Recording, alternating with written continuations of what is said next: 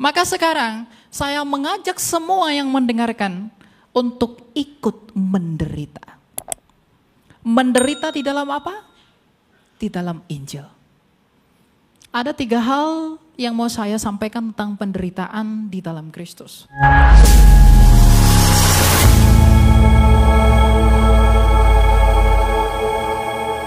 Yang pertama, penderitaan itu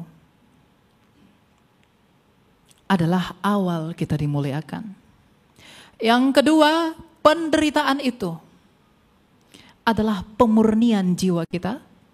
Dan yang ketiga, penderitaan itu adalah jalan yang kudus. Bukankah Kristus dengan jalan menderita telah mati di dalam penderitaannya agar engkau dan saya memperoleh keselamatan? Lihatlah Adam dan Hawa. Lihatlah kepada Yusuf, ia harus menderita, dijual sebelum ia dimuliakan. Lihatlah kepada Musa, ia harus menderita di padang gurun sebelum ia melihat tanah Kanaan. Lihatlah kepada Habel yang menderita dan dibunuh demi kebenaran oleh Kain. Dan lihatlah para nabi bangsa Israel yang telah mati dan menderita oleh karena kebenaran. Karena kebenaran itu tidak kompromi dengan apapun. Kebenaran Injil Tuhan itu menyinggung semua orang. Kalau Injil itu tidak menyinggung, itu bukan Injil. Karena Injil datang sebagai kabar yang kudus, sedangkan kita yang menerimanya begitu berdosa. Maka Injil itu akan membuat kita menderita agar kita sama dikuduskan sebagaimana Kristus menguduskan umatnya. Ketika engkau mau menghasilkan emas yang murni, maka emas itu harus dibakar dengan api. Maka Injil Tuhan, mengikut Tuhan, engkau harus menderita untuk mendapat hati yang murni.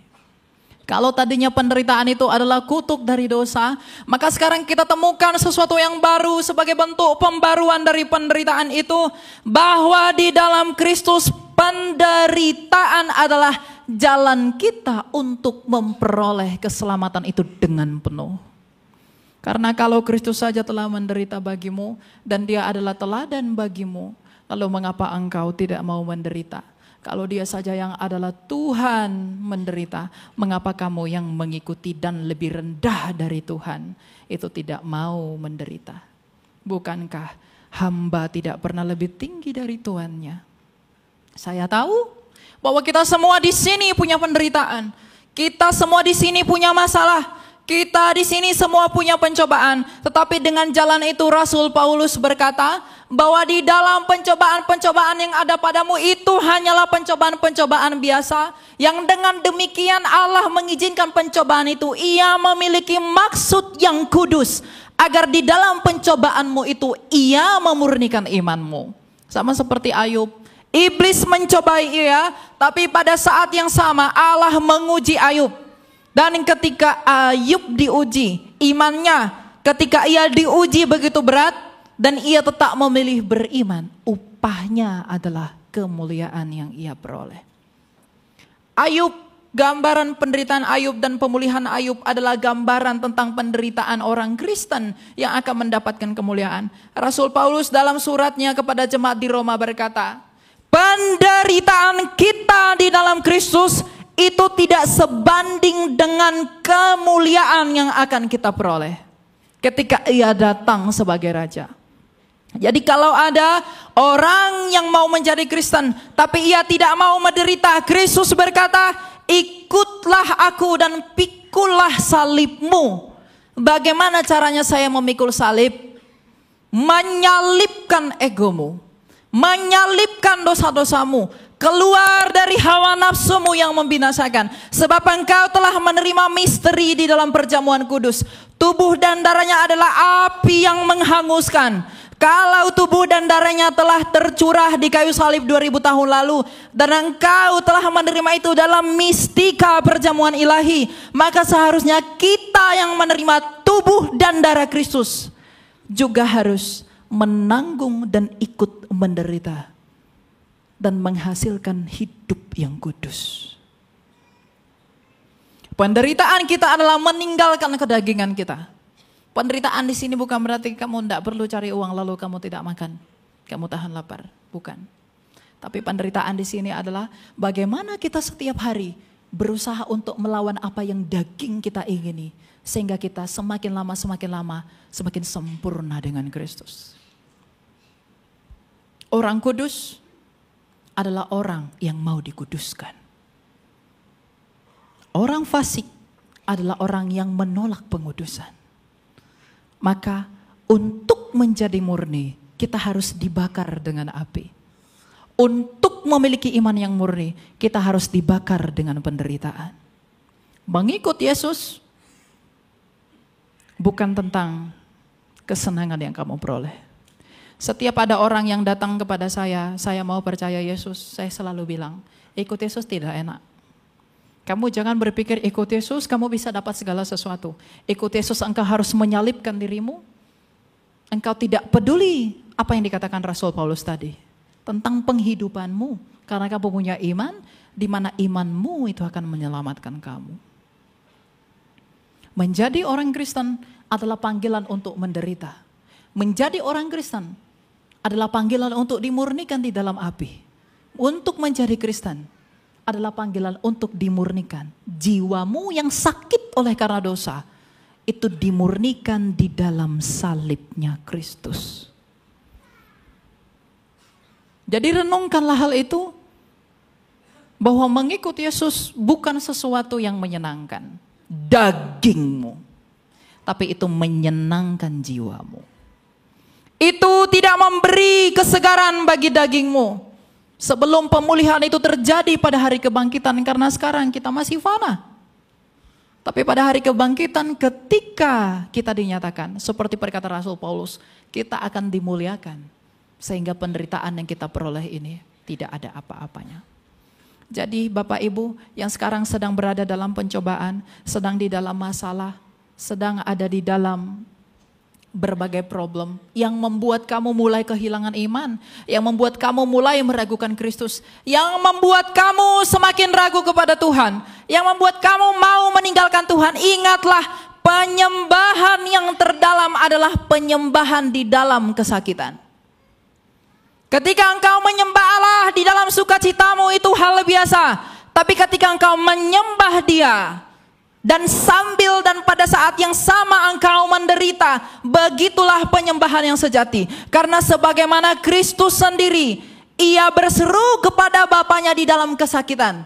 Ia berkata, ya Bapa, ampunilah mereka sebab mereka tidak tahu apa yang mereka perbuat. Ia mengagungkan Bapanya yang adalah sumbernya di dalam penderitaannya. Dan kalau Ia teladan, maka engkau dan saya harus mengikuti Dia yang adalah teladan itu.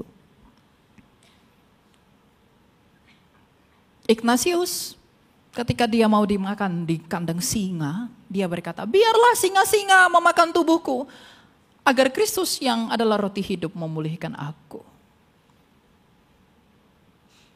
Lihatlah kepada para rasul, bagaimana mereka tidak takut mati karena melihat keajaiban Injil Tuhan. Mereka tahu persis bagaimana penderitaan di dalam Kristus. Oleh karena pemberitaan ini aku ditawan, oleh karena pemberitaan ini aku dibenci, tapi aku rela dipandang buruk oleh dunia. Tetapi oleh karena kasihku aku melakukannya, tapi dunia menganggap aku keji.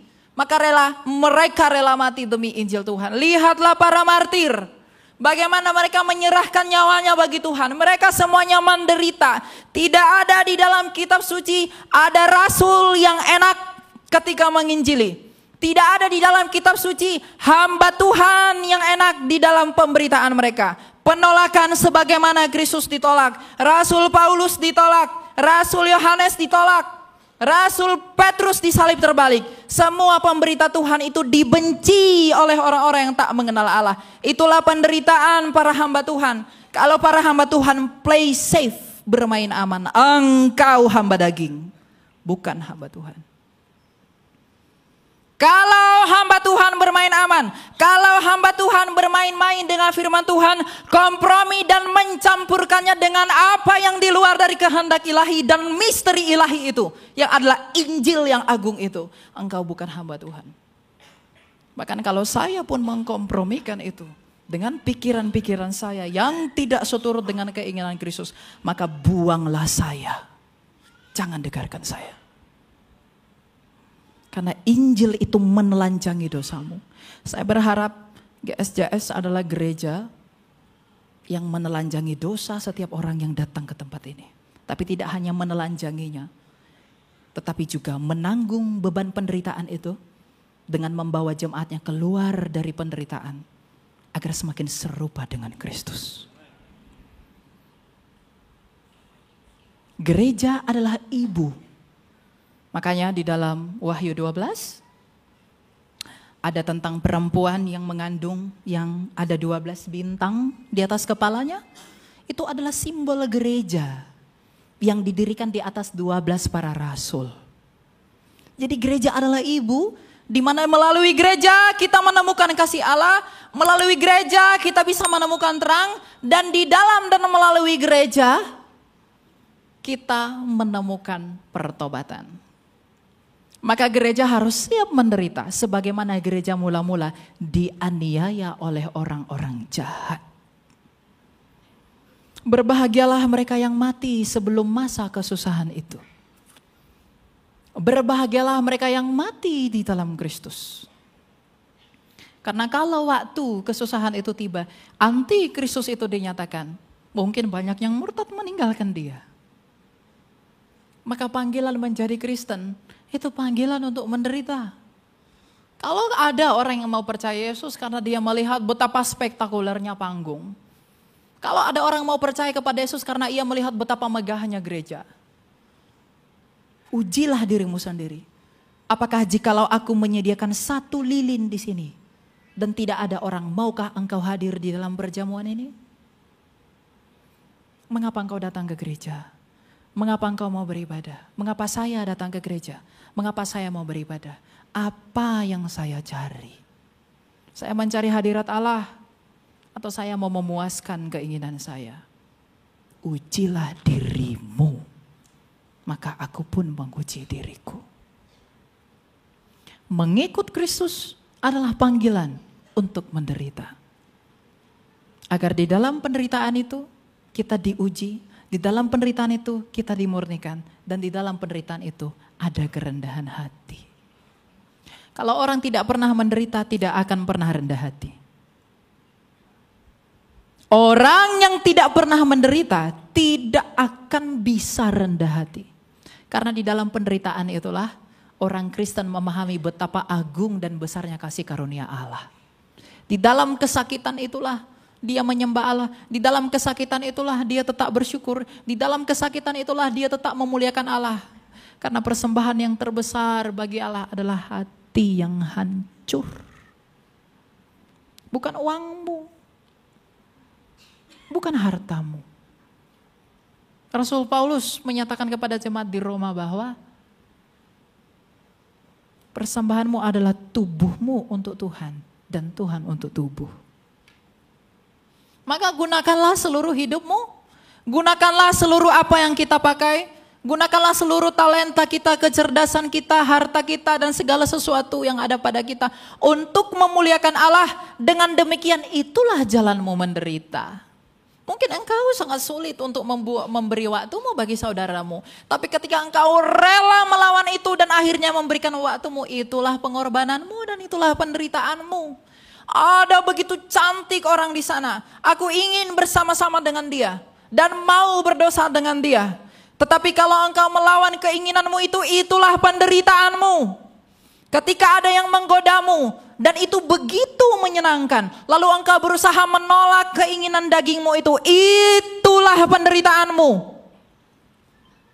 Ketika ada orang yang berusaha ingin memberikan engkau yang baik tetapi bukan hasil dari yang baik, engkau menolaknya meskipun itu menjanjikan bagi hidup dan dagingmu, itulah penderitaanmu jikalau kamu menolaknya. Artinya apa? Injil yang telah kita perkatakan itu menuntut kita untuk bisa jujur di dalam apa yang dia kehendaki. Jadi menjadi Kristen itu tidak mudah. Tuhan Yesus berkata jalan itu sempit. Jangan ada orang berpikir jalan itu begitu lebar. Sehingga dengan kebebasanku, tanpa pertobatanku, tanpa keinginan hatiku yang mau menderita bersama Kristus. Sebagaimana Kristus dalam keadaannya sebagai manusia tidak berdosa. Dan kita yang mengenakan Kristus dalam baptisan berusaha untuk tidak hidup di dalam dosa. Orang yang seperti itu adalah orang yang diperkenankan Allah. Sekarang tanyakan pada hatimu, apakah engkau mau rela menderita, melepaskan semua keinginan dagingmu? Melepaskan semua hawa nafsumu yang membinasakanmu, melepaskan semua yang membuatmu semakin jauh dari Allah dan semakin hidup di dalam dosa. Kalau kita tidak mau melepaskan itu, berarti kita tidak mengenal Tuhan. Adalah kekejian kalau kita mengatakan saya orang yang diselamatkan, tapi kita tidak punya hati yang mau menderita bagi Kristus. Adalah kekejian bagi orang Kristen mengatakan, aku pasti diselamatkan. Tapi pada saat yang sama, ia tidak mau menanggalkan manusianya yang lama. Dan adalah kekejian bagi orang yang mengatakan, aku sudah diselamatkan. Bagi orang yang tidak mencintai salib Tuhan. Karena mungkinkah ada cinta tanpa pengorbanan? Adakah cinta tanpa pengorbanan? Bagaimana kamu tahu bahwa Allah itu mengasihimu? Tapi Injil Yohanes begitu agung mengatakan, karena begitu besar kasih Allah akan dunia ini, sehingga ia mengaruniakan, berkorban buat Tuhan, buat kita manusia. Maka kita pun harus mau melakukan hal yang sama. Mengorbankan waktu kita, mengorbankan pikiran kita, mengorbankan apa yang ada pada kita bagi kemuliaan Allah. Karena di dalam hal itulah cintamu dinyatakan. Mungkinkah engkau menyatakan aku mencintaimu, tapi engkau tidak mau berkorban bagi dia yang kamu cintai. Untuk itulah mengikut Yesus adalah panggilan untuk menderita. Juallah semua dan ikutlah aku. Tinggalkan semua dan ikutlah aku. Biarlah orang mati menguburkan orang mati. Ini sulit kita terima. Tapi itulah kebenarannya. Tapi ada penghiburan bagi kita. Bahwa orang Kristen yang mengaku sebagai Kristen. Kalau kita punya hati, punya motivasi yang kuat di dalam hati kita. Di atas perenungan kita akan salib Tuhan itu. Kita mau berubah, kita mau keluar dari kesalahan kita mau keluar dari segala kenajisan kita mau keluar dari segala dosa-dosa kita. Tuhan akan memampukan kita kalau kita mau untuk keluar. Jangan hina karunia Allah dengan menghamba pada dua Tuhan. Engkau tak bisa. Ini bukan teguran buat Anda, ini teguran buat saya juga. Firman Tuhan ini adalah pedang yang menusuk kamu dan menusuk saya. Saya mengatakan ini bukan karena saya sudah sempurna di dalam pertobatan saya. Tapi saya mengatakan ini agar kamu semua, kita semua juga ikut berjuang di dalam perjuangan para hamba-hamba Tuhan. Kalau kamu mau cari yang sempurna, tak ada yang sempurna. Semua bercacat celah. Tapi keinginanmu itu untuk menjadi sempurna, apakah ada? Salib Tuhan itu bukti cintanya. Tapi jangan lupa, salib Tuhan juga bukti pengorbanannya dan bukti penderitaannya. Maka kalau kamu selalu melihat kepada salib, mungkinkah engkau hanya menerima kasihnya tapi tidak mau menerima penderitaannya? Jadi kalau kamu sekarang di dalam masalah, siapapun yang ada di dalam masalah, di dalam pencobaan, di dalam ujian apapun yang ada dalam hidupmu, ingatlah satu hal, berbahagialah kamu yang sedang diuji. Berbahagialah kamu yang sedang menderita. Di dalam penderitaan itulah kamu sedang diberi kesempatan untuk membuktikan bahwa kamu murni atau tidak. Berbahagialah emas ketika dibakar dalam api agar tidak ada logam-logam yang tidak emas. Berbahagialah emas yang dibakar di dalam suhu yang paling panas, agar di dalam ia tidak ada yang tidak emas. Berbahagialah kamu kalau kamu menderita, agar di dalam kamu tidak ada kepalsuan. Di dalam kamu tidak ada yang tidak murni. Tapi ketika engkau bebas, engkau bisa keluar di dalam penderitaan itu, jiwamu menjadi murni. Sama seperti Ayub yang pada akhirnya murni, sama seperti para martir yang memang murni, sama seperti para rasul yang memang murni. Ada orang yang berusaha ingin menginjili, menyampaikan berita Injil, tapi ia sendiri takut mati. Saya tidak mengajak Anda untuk mati. Saya mengajak Anda untuk cinta kepada kebenaran Tuhan. Tetapi cinta itu adalah pengorbanan. Dan Anda harus mau menderita di dalam pengorbanan itu. Semua orang punya hal-hal yang mereka temui dalam hidupnya. Yang membuat ia, aduh kalau aku kasih ini, kalau aku lakukan ini, aku jadi enggak begini dong. Aku jadi begini dong, aku jadi begini dong. Cintamu dan kasihmu kepada Allah terlihat dari apa yang kamu lakukan itu.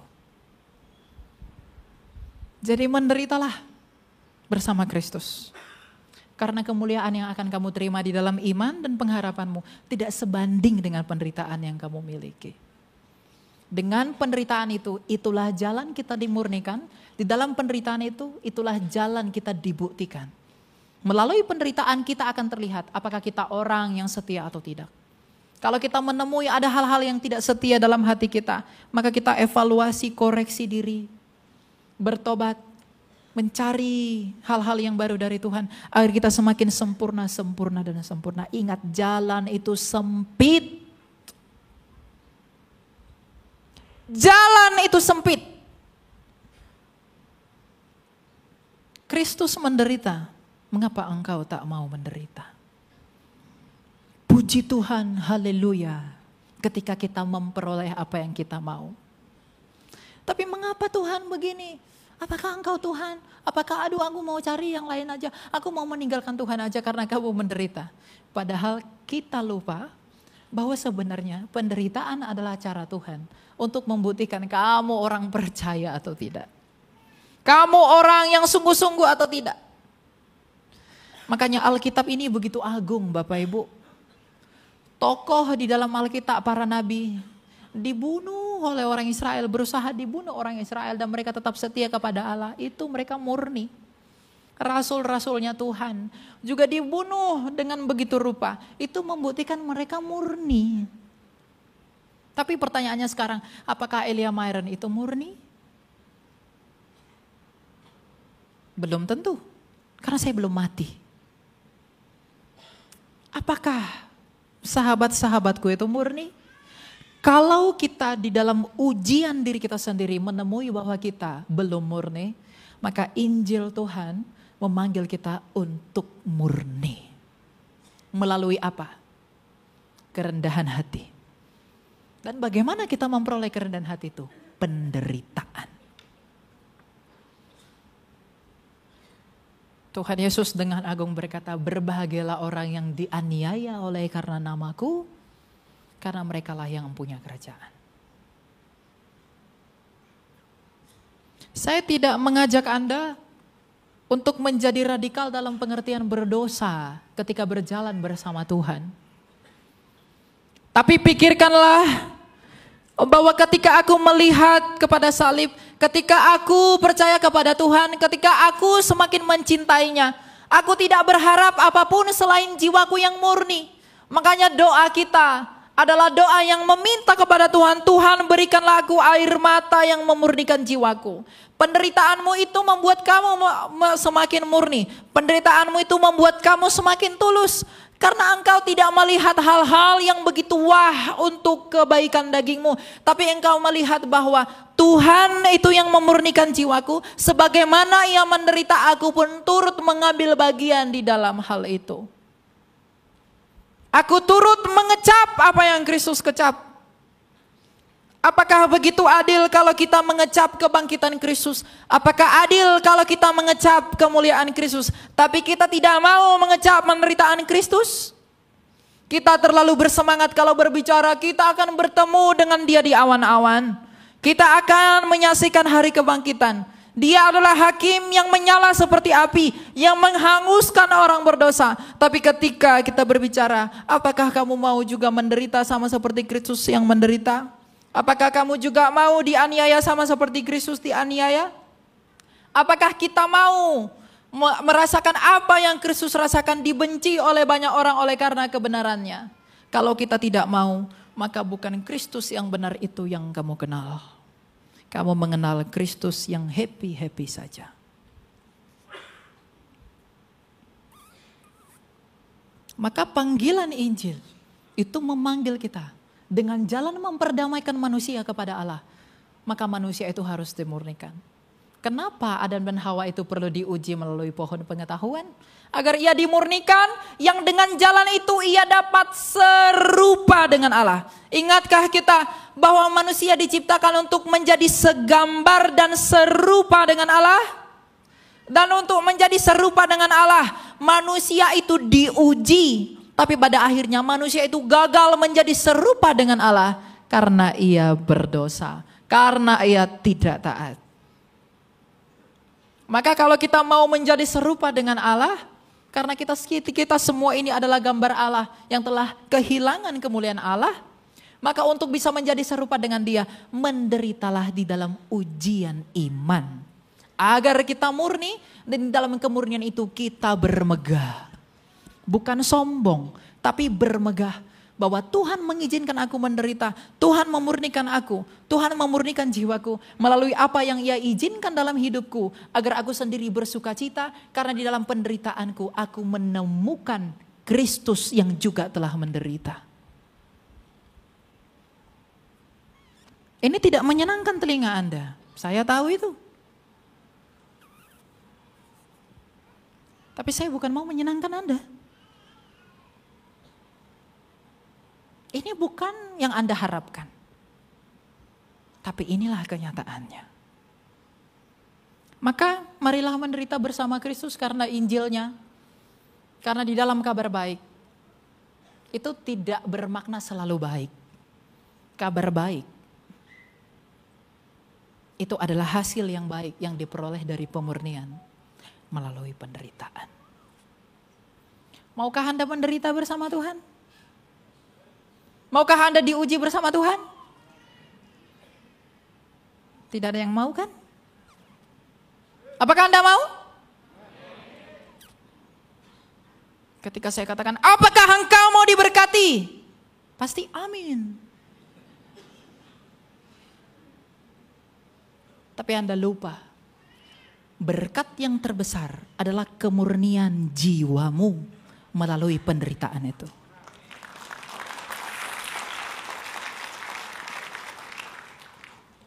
Adakah berkat yang terbesar daripada pengampunan dosa? Ada? Tidak ada. Berkat yang terbesar adalah pengampunan dosa.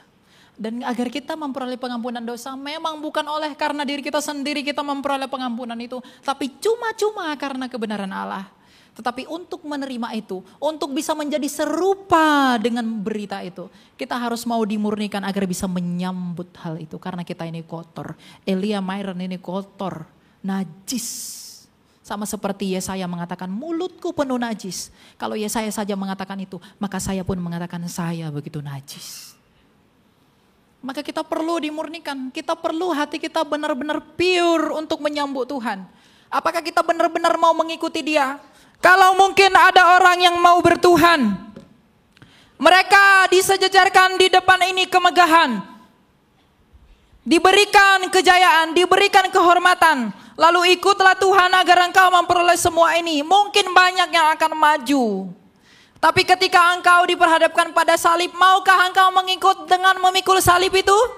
Adakah yang mau maju untuk mendapatkannya? Adakah yang mau maju untuk memperolehnya? Ini memang pahit, tapi beginilah mengikut Kristus itu. Inilah yang membuat mengikut Yesus berbeda dengan mengikut berhala-berhala. Ketika engkau menyembah dewa-dewa Tionghoa, ketika engkau menyembah dewa-dewa orang Arab, ketika engkau menyembah dewa-dewa orang Mesir, ketika engkau menyembah dewa-dewa orang Yunani, mereka tawarkan semua yang hebat-hebat. Mereka tawarkan yang memuaskan keinginan daging. Tapi Kristus berkata, tanggalkanlah dagingmu itu, pikulah salibmu, berjalanlah bersamaku. Makanya dia berkata, jalan itu sempit. Apa yang membuat itu sempit? Tidak semua orang bisa berhasil melaluinya dengan setia di dalam penderitaan itu. Sedikit-sedikit di dalam penderitaannya dia menghina Allah. Sedikit-sedikit di dalam penderitaannya dia mengecilkan Allah seakan-akan dia bukan orang percaya kepada Allah. Apakah imanmu tergantung dari apa yang kamu peroleh? Kalau imanmu tergantung dari apa yang kita peroleh, kita bukan orang percaya. Karena apakah yang diperoleh Petrus? Apakah yang diperoleh Andreas? Apakah yang diperoleh oleh Paulus? Apakah yang diperoleh oleh Ignatius? Apakah mereka mendapatkan rupa-rupa duniawi, permata-permata yang begitu indah? Tidak. Tapi mereka mendapatkan kemurnian jiwa. Sehingga salah satu dari mereka mampu berkata, pangganglah aku di sebelah sini. Karena aku sudah siap menemui Tuhanku. Salibkanlah aku. Karena dengan jalan itu aku menemui Tuhanku. Karena kematian bagi orang Kristen bukanlah duka cita. Kematian bagi Kristen adalah sukacita menyambut Firdaus yang agung itu. Jadi berkat terbesar adalah kemurnian jiwa. Apakah semua orang mau diberkati? Apakah semua orang mau diberkati? Apakah semua orang mau menderita? Kok agak beda ya? Saurnya beda gitu. Ya, ingat Bapak Ibu, berkat yang terbesar itu adalah pengampunan dosa, tapi berkat yang tidak kalah besar adalah kemurnian jiwa. Kita mengikuti Tuhan kita itu karena apa? Dan untuk mendapatkan kemurnian jiwa, kita harus melewati berbagai penderitaan untuk mengikuti Dia. Dan yang menemani kamu di dalam penderitaan itu adalah harapanmu di dalam iman kepada Kristus. Makanya sabdanya ketika dia mau terangkat ke sorga, ia berkata, aku senantiasa menyertai engkau sampai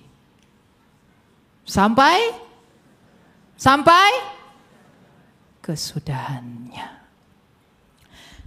Pikul salib Tuhan, engkau mungkin berat membawa itu, tapi apa yang dihasilkan oleh beban itu? Kemurnian jiwamu. Tetapi di dalam penderitaan itu, kamu pada saat yang sama memiliki pengharapan dari apa yang kamu pikul itu. Sehingga ketika engkau sampai ke garis finishnya, engkau sampai pada akhir dari pertandingan itu, kita memperoleh kemuliaan. Kita memperoleh pemurnian. Kita memperoleh kemenangan. Karena itulah kemenangan yang sesungguhnya. Kemenangan yang sesungguhnya adalah kita memiliki motivasi, kita memiliki iman, dan memiliki jiwa yang murni. Dan untuk mendapatkan itu semua tidak ada cara selain mau menderita bersama Kristus. Barang siapa yang berhikmat, biarlah ia mendengar. Tapi tidak hanya mendengar, tapi juga melakukannya. Mari sama-sama melakukan dan berjuang bersama agar tak satu pun di antara kita semua yang akan luput ketika ia datang sebagai raja untuk menyongsong dia dalam kebangkitan itu. Karena ia akan mengatakan, engkau anakku yang setia, engkau rela menderita demi aku, engkau tidak menghina aku karena engkau kuizinkan menderita. Engkau tetap bersyukur kepadaku meskipun engkau kesakitan. Engkau tetap memuji aku dengan mulutmu meskipun engkau kesukaran. Engkau tetap bersyukur meskipun aku belum memberikan jawaban. Engkau tetap berharap meskipun belum ada tanda pengharapan itu. Engkau tetap mau setia meskipun engkau di dalam kesakitan. Maka inilah kemuliaan yang engkau peroleh dari imanmu itu. Maka dengan alasan ini tidak ada alasan, tidak ada penderitaan untuk mengikut Kristus. Mengikut Kristus memang harus menderita. Menderita di dalam kebenaran. Inilah pesan Injil. Injil memang kabar baik. Tetapi ingat khotbah saya yang sebelumnya, ada tuntutan Injil itu. Tuntutannya ini, menderitalah, berjuang di dalam perjuangan kita keluar dari dosa-dosa kita. Menderitalah dengan menolak yang lain yang begitu menggiurkan, tapi mengajak kamu untuk keluar dari Kristus. Wah, saya sebagai manusia pasti tergiur Bapak Ibu. Ditawarkan kekayaan, wah jabatan apa segala macam. Tapi saya di sini tidak dapat apa-apa. Lalu dia bilang, mari ikut saya, kamu dapat ini. Daging saya itu tergiur sekali. Tapi ketika engkau menolak itu, engkau menutup matamu pada itu semua. Dan tetap setia pada Kristus, itulah penderitaanmu. Jadi anak-anak muda yang pacaran beda agama. Lalu diajak, marilah tinggalkan Yesusmu itu sayangku, cintaku. Kalau kamu bersama dengan abang, kamu pasti makan enak-enak. Kamu pasti mendapatkan yang luar biasa. Tapi maukah engkau bersama-sama dengan aku, tapi meninggalkan Yesusmu itu? Dan malangnya jawabannya, enggak apa-apa bang. Yang penting kita berbuat baik bang. Yang penting kita hormati orang tua. Kalau malaikat itu punya daging kau ditampol. Apa-apaan ini? Berarti tidak mau menderita bukan? Enggak apa-apa bang. Padahal tadi Rasul Paulus menasehati anak rohaninya Timotius. Orang-orang yang menderita menjadi prajurit Kristus tidak pusing tentang penghidupannya. Agar ia berguna bagi komandannya. Jadi kalau orang-orang meninggalkan Yesus karena ia pusing penghidupannya, pusing makan apa, pusing naik apa, maka orang-orang itu adalah orang-orang yang akan binasa dalam kebodohannya. Karena ia mau menukar kekekalan dengan kefanaan. Ia mau menukar emas dengan seng. Ia mau menukar permata dengan batu bata. Ya mungkin Anda bosan mendengarkan ini. Karena dari tadi khotbah saya tentang itu semua. Tapi saya begitu semangat mengkhotbahkan ini, saya begitu semangat menceritakan ini.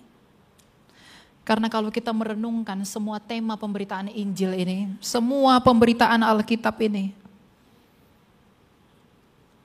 itu adalah tentang keagungan Tuhan di dalam karyanya, yang di dalamnya ketika kita mau mengambil bagian, kita harus melalui ujian yang disebut penderitaan bagi kemurnian jiwa. Tidak ada yang lebih agung, buku apapun tidak ada yang lebih agung dari ini. Oleh karena itu, marilah menderita bersama Kristus. Jangan tawar hatimu kalau engkau menderita. Tapi tetaplah berpengharapan, berproses sampai engkau menemukan kemuliaanmu yang akan dinyatakan.